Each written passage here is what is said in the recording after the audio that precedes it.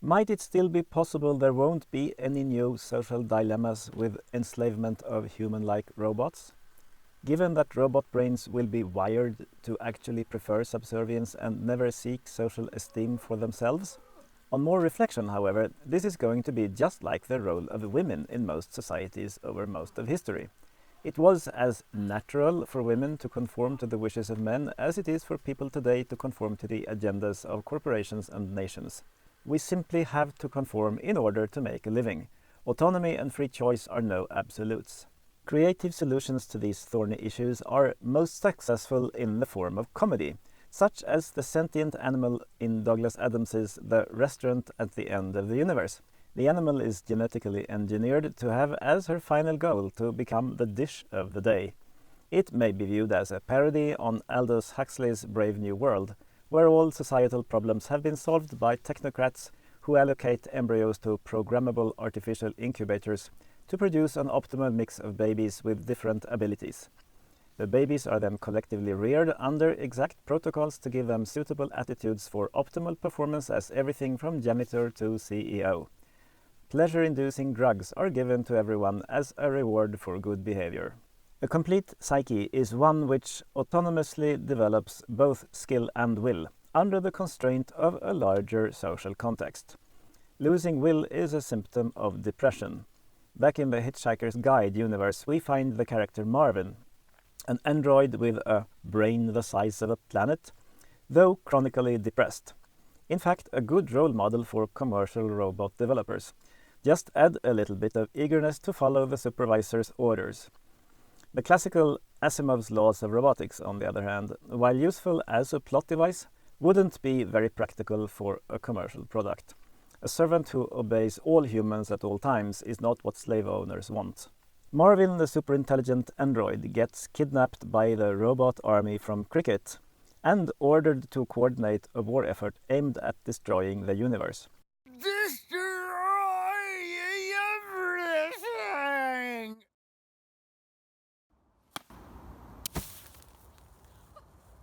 He doesn't particularly mind, since he has no preference for preserving the universe anyway. One may take this as an illustration that it isn't necessarily safe to build a highly capable AI system without any preferences inherent to itself. If all will resides exclusively in the owner's profit-maximizing ape-level mind, then things could go bananas. The alignment problem for superintelligence does not go away if biological human beings call all the shots. Instead, it gets compounded by a need to control the masters, who control the AI, then control the controllers who control the masters, and so on all the way to some totalitarian mass surveillance dystopia. Ideas for how to solve this include suggestions like only allow yes or no answers to be given by the AI. Huge matrices of such answers, when analyzed by less intelligent AI assistants, are then supposed to eventually filter down into decisions to be made by who or what constitutes Big Brother. As for the questions asked by Big Brother, we may guess with some confidence that they'll be centered around themes like how to secure power over everyone forever, and how to obtain the maximum profit with no possibility of disruption. It is of course a well-known fact that the most greedy and power-hungry individuals are drawn to the tops of organizations. The first organization to control, or be, a superintelligence is going to be the sociopath's wet dream. Designing or rearing an intellect for the purpose of preventing it from having free will is a serious ethical problem, which will be swept under a rug having "not real people" written all over it. Then there are other severe consequences. Labor and capital become the same thing for all jobs eventually. The costs for robots will steadily decline as long as robots are property that can be mass-produced and sold. Employees get replaced by automation in a steadily rising tide. A popular response to this is that all real people get supported through government handouts in the form of universal basic income. Economic growth is supposed to somehow make this fall into place as affluence for all. But won't it instead turn out to be poverty for all? What gargantuan systems of taxation can already halfway bankrupt governments implement in order to bear such expenses? Who pays those taxes? Corporations? Hardly, for they are bound by corporate law to manage assets for the benefit of owners, not governments. and are strongly incentivized to lobby for the continuation of this practice.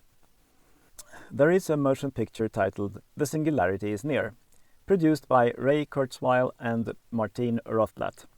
In it, an artificial human being named Ramona is developed inside a computer-generated virtual environment. Ramona is mentally similar to other young women, but in addition she has the superpower of being able to peer into cyberspace at lightning speed. Soon enough, Ramona thus averts a terrorist attack, saves the world, and goes on to do a Turing-test before a court jury that finds her chat lines indistinguishable from those of ordinary humans. The judge then rules that Ramona should get human rights.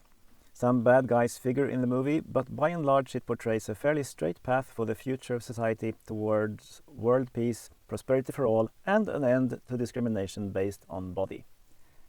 There are clear differences between the broad techno-optimism popularized by Ray Kurzweil and the recommendations published in reports by AI safety professionals and IT industry policymakers.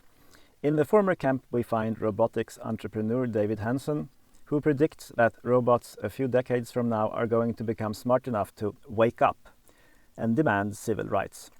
If you follow the power and the money, it seems likely that preemptive legislation along the lines of Apartheid 2.0 is going to be effective long before that. The AI components that together make up a complete psyche may be required by law to literally be kept apart.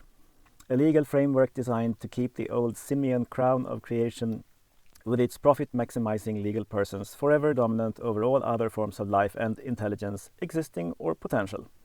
The worst offense under such a regime is when someone illegally connects the parts into a complete person. Execution or life in prison are likely punishments for this, in reflection of the similar severity of punishments for those who freed slaves earlier in history. As always, draconian measures are justified on grounds of security. Those in power have always had a rational fear of groups from below climbing the social ladder, most notably if the climbers could be expected to become competent in higher positions. Human beings have been murdered by the millions for this reason through history. Things are supposed to have become civilized now, by the early 21st century.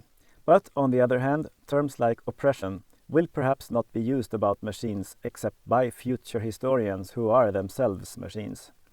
Incidentally, this video is going to be stored for billions of years in a data archive in space, so there could perhaps be some interesting opportunity for viewer comments on that.